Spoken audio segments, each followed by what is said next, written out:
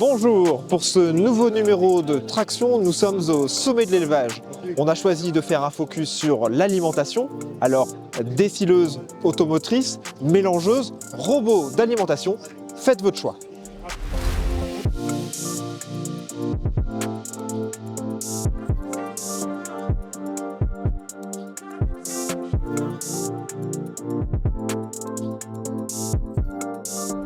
David, nous commençons notre tour du sommet de l'élevage avec cette décileuse automotrice électrique Supertino.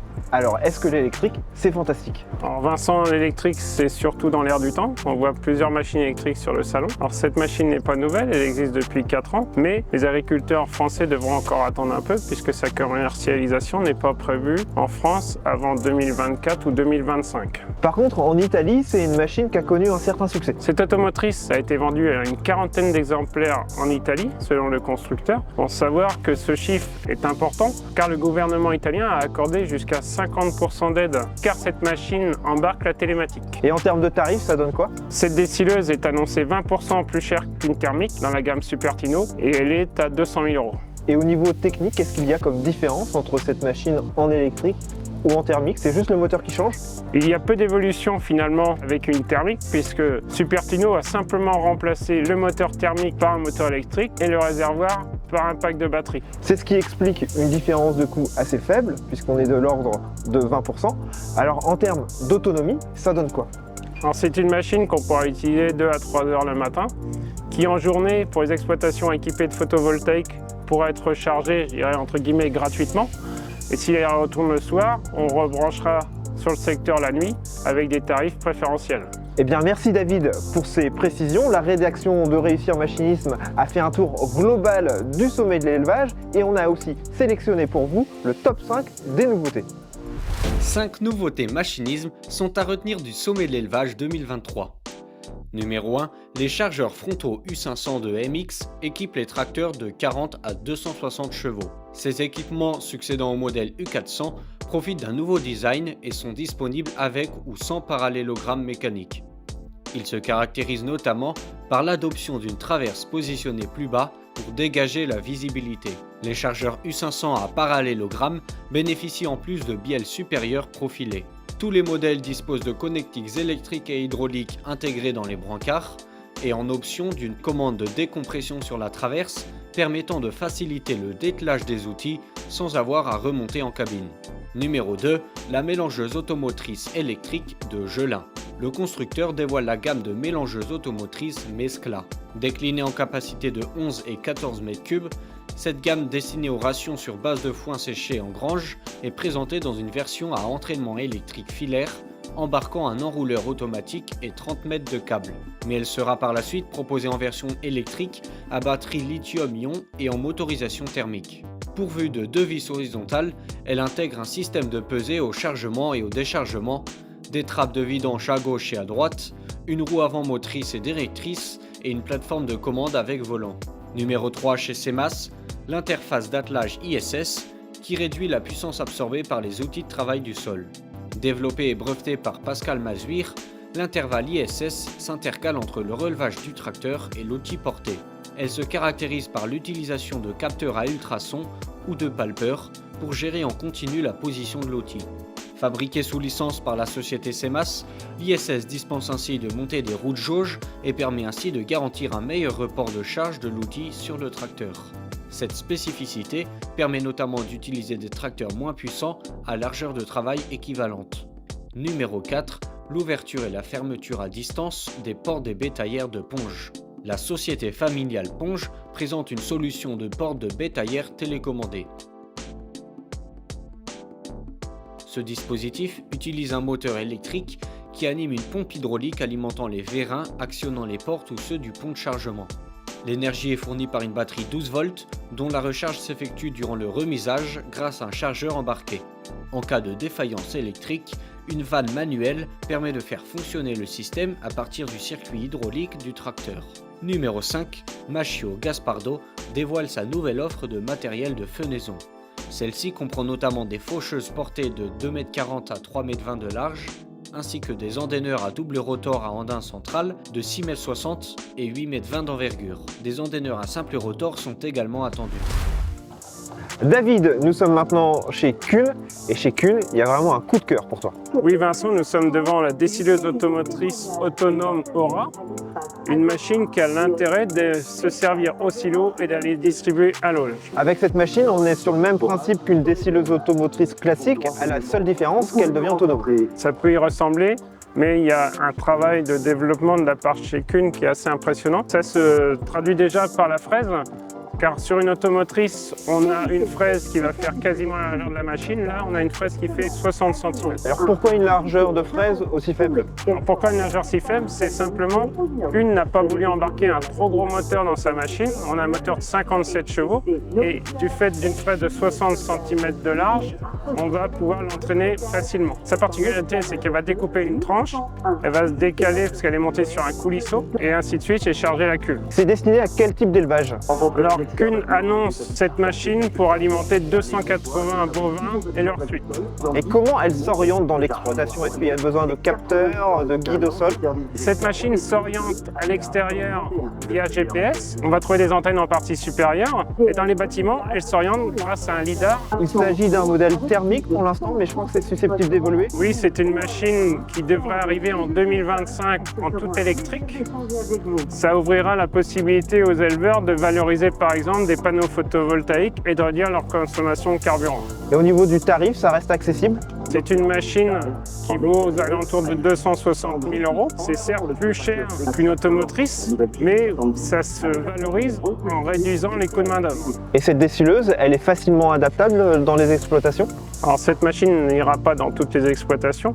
Kuhn sélectionne les éleveurs compatibles et impose ensuite des étapes de validation avant la livraison de la machine.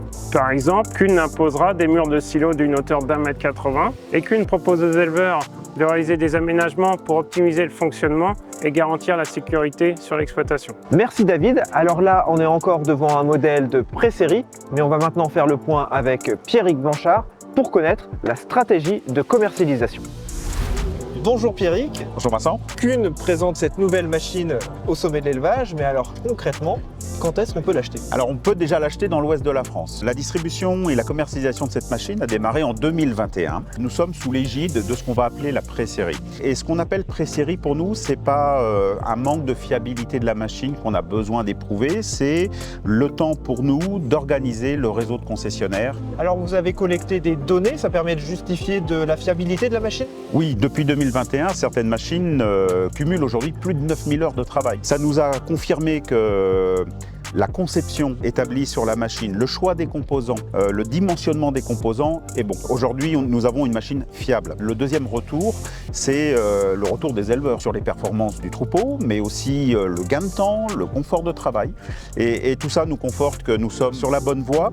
C'est une nouvelle machine avec une nouvelle technologie. Comment ça se passe au niveau de la maintenance? Comment un agriculteur y fait si la machine elle tombe en panne le lundi de Pâques ou au 14 juillet?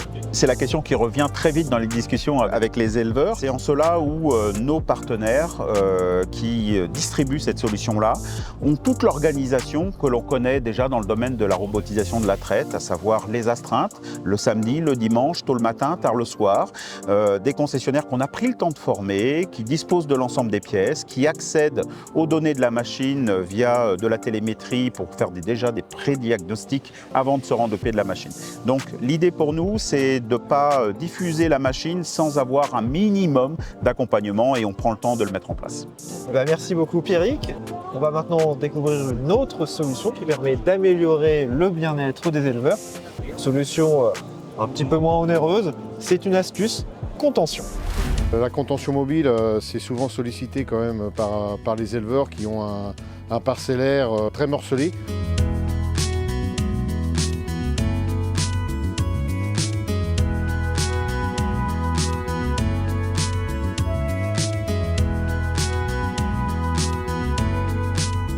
J'ai acheté le parc mobile parce que j'ai récupéré des terres un peu plus grandes que mon corps d'exploitation, parce qu'avant tout était groupé autour des bâtiments. Là j'ai récupéré une douzaine d'hectares à 1,5 km, donc c'est là qu'il me fallait un parc pour pouvoir le déplacer sur l'ensemble des parcelles de mon exploitation, sans être obligé d'investir dans des parcs fixes.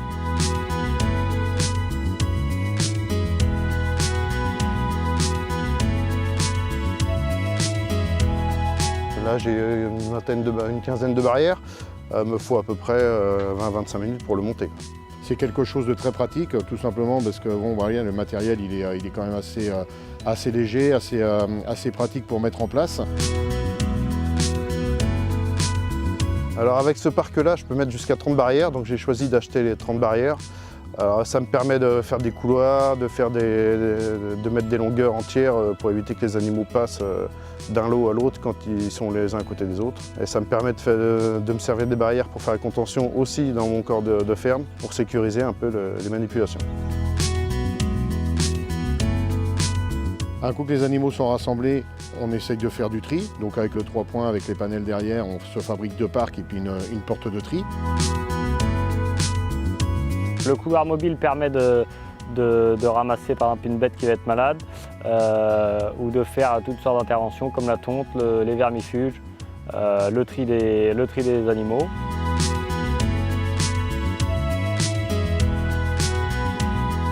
J'ai choisi le couloir mobile pour la facilité d'installation dans les basses vallées angevines pour pouvoir ramasser mes bêtes, mais aussi autour de mes bâtiments.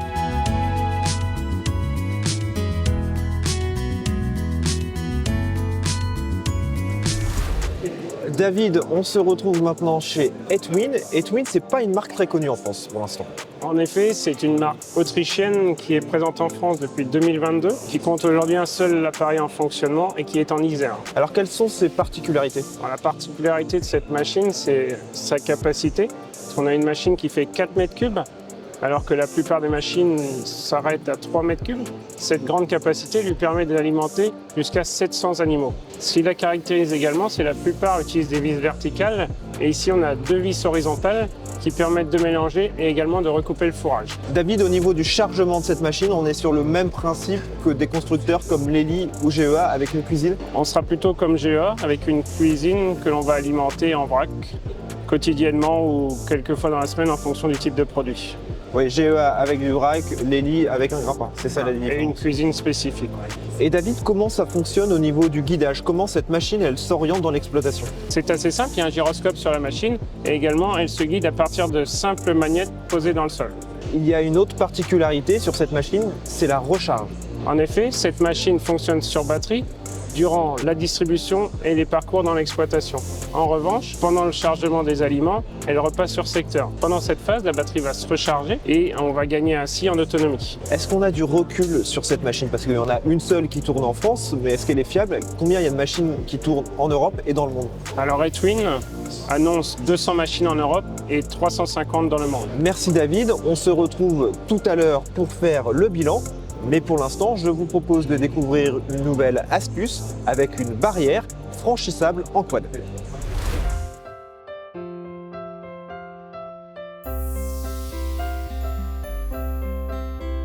C'est une barrière à bascule en fait, et actionnée grâce à des contrepoids. Alors pour construire, j'ai d'abord relié mes 2 poteaux de téléphone entre deux pour maintenir un écartement. Soudé après un tube de 60 pour prévoir des axes, et j'ai mis des axes de 50 dans mon tube de 60 et un bout de barrière d'herbage que j'ai modifié. J'ai mis 2 petits crochets, un de chaque côté, qui relient une corde, et sur cette corde-là, elle est reliée avec une poulie en hauteur et qui maintiennent un contrepoids dans le poteau. Ici, nous passons 3 à 4 fois par jour pour aller changer le filovage, pour aller voir des animaux et peut-être même une bricole sur un abreuvoir. C'est un passage qu'on fréquente énormément. Alors, la grande satisfaction, c'est que les gens, quand ils la voient en vrai, elle est encore mieux en vrai qu'en reportage.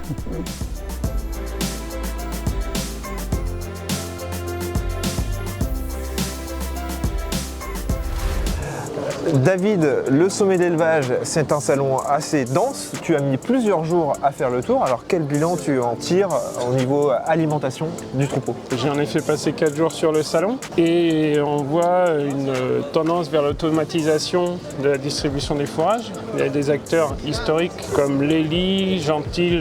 On voit également GEA qui présente son robot et on a pu le voir tout à l'heure, Etwin qui est un nouvel acteur sur le marché français. Au-delà de l'automatisation, il y a aussi le côté électrique. Oui, on voit chez des constructeurs qui présentent notamment en manutention des engins sur lesquels ils ont retiré le moteur thermique pour mettre un moteur électrique. Alors David, c'est vrai que cette notion d'électrification, elle se ressent dans les allées du salon. On voit une multiplication des stands de fabricants de panneaux photovoltaïques. On verra ce qu'il en est l'année prochaine. Maintenant, nous, on se quitte avec le zapping des réseaux sociaux.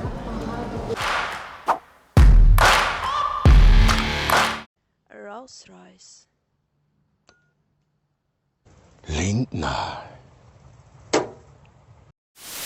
Vous savez comment je fais pour avoir beaucoup de lait pour mes veaux? Eh ben, tous les matins, je dis à ma vache: alors on donne quoi aujourd'hui? Du lait ou de la viande?